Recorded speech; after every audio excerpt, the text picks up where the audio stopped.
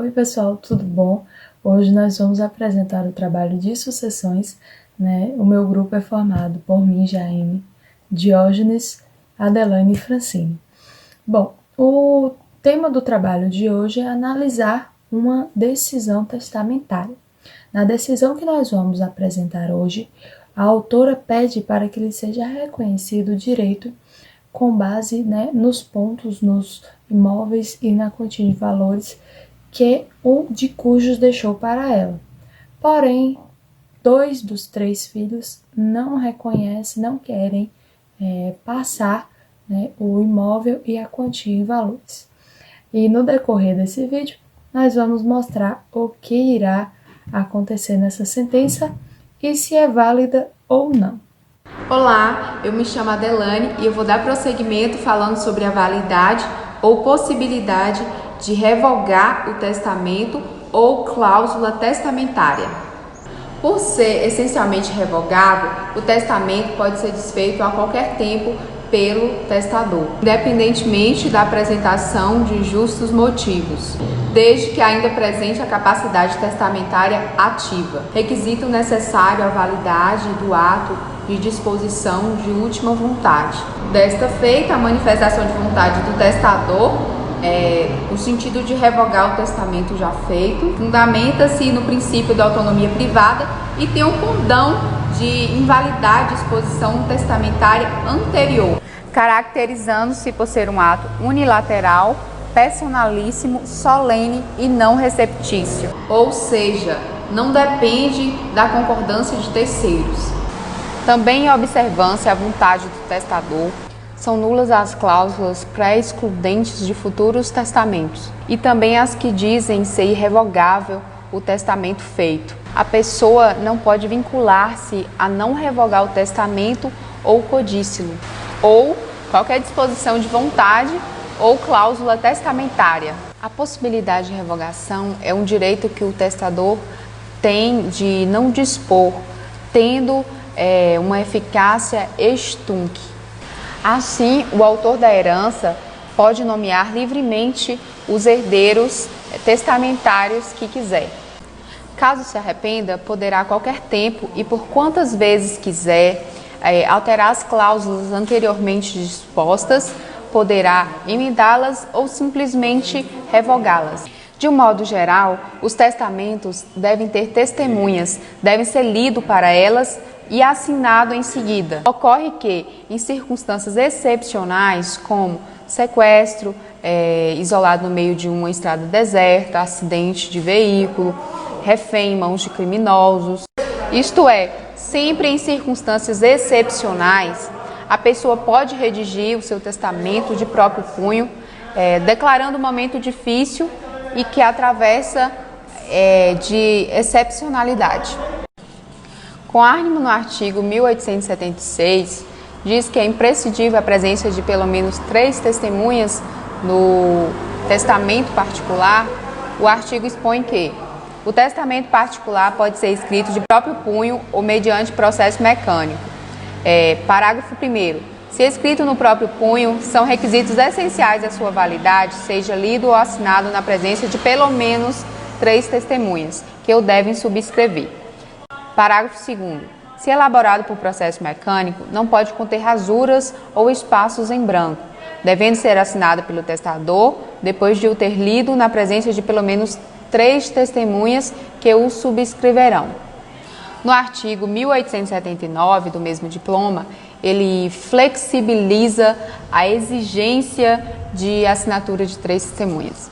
O artigo diz que, em circunstâncias excepcionais, declaradas na cédula, o testamento particular de próprio punho e assinado pelo testador, sem testemunhas, poderá ser confirmado a critério do juiz. Como já dito, essas circunstâncias excepcionais foram aquelas em casos de sequestro, refém em mãos de criminosos, entre outras. Bom, o conteúdo do testamento, o testador, ele deixa claro, sua vontade, que é que os herdeiros, os 3 herdeiros, doem para a sua companheira, um apartamento citado, no endereço por ele descrito, e que fosse aberta uma conta também no nome dos três para que pudesse ser depositado R$ 500 mil, que seria para a manutenção, IPTU e todos os gastos que esta teria, né, com o imóvel. Bom, na peça deixa bem claro que os herdeiros eles sofrem um pouquinho com conflitos por não concordarem, né, plenamente com a decisão. Um dos herdeiros concorda e já efetuou todo o procedimento, enquanto os outros dois ainda se encontram relutantes. Esse conflito de assinatura das testemunhas se dá principalmente pelo artigo 1976 do Código Civil, que nele dispõe sobre a assinatura das testemunhas. Porém, o próprio diploma legal, ele faz essa flexibilização de quando o testamento for escrito, né, de próprio punho, poderia sim ser válido. E aí foi toda uma discussão para que pudesse, né, ser legalizado, ser validado ou não. A defesa dos herdeiros alega que faltou um requisito de validade, que seria a assinatura de 3 testemunhas, né, no testamento. E por isso há esse conflito e no decorrer de todo o processo, por conta dessas 3 assinaturas. Uns dizem que não é necessário, outros dizem que é necessário, e houve esse conflito aí de pensamentos. Bom, a parte autora mantém, né, a sua posição, exigindo os seus direitos de receber, né, o apartamento e a quantia que foi deixada pelo testador, enquanto a parte ré, né, ela ainda se encontra muito resistente em dispor desses direitos da parte autora. Boa noite, gente. Diógenes aqui, dando continuidade à análise. Como já foi mencionado, a validade do testamento foi rejeitada pelo de primeiro grau, e daí a companheira do testador, ela opôs a apelação que deu origem à decisão em comenta aqui. O cerne dessa decisão é a mitigação dos requisitos de validade do testamento, e entendeu o desembargador Fernando Cerqueira Chagas que o que deve prevalecer é a vontade do testador, desde que declarada de forma inconteste. Nesse sentido, ele disse um trecho aqui que ao se examinar o ato de disposição de última vontade, deve-se privilegiar a busca pela real intenção do testador a respeito de seus bens, feita de forma livre, consciente e espontânea, atestada a sua capacidade mental para o ato. Então, o desembargador ele apontou o artigo 1879 do Código Civil, que dispõe que, em circunstâncias excepcionais, o testamento de próprio punho e sem testemunhas ele pode ser confirmado pelo juiz. Então aqui vislumbramos o preenchimento de 2 requisitos para a aplicação desse artigo 1879. O primeiro é a autenticidade, a legitimidade do instrumento da declaração de vontade do testador, que inclusive foi reconhecida por todos os seus herdeiros, como menciona aqui o desembargador na sua decisão. O segundo é a situação excepcional do falecimento do testador, que ele suicidou-se 5 dias após firmar o testamento, o que impossibilitou a adoção das demais formalidades.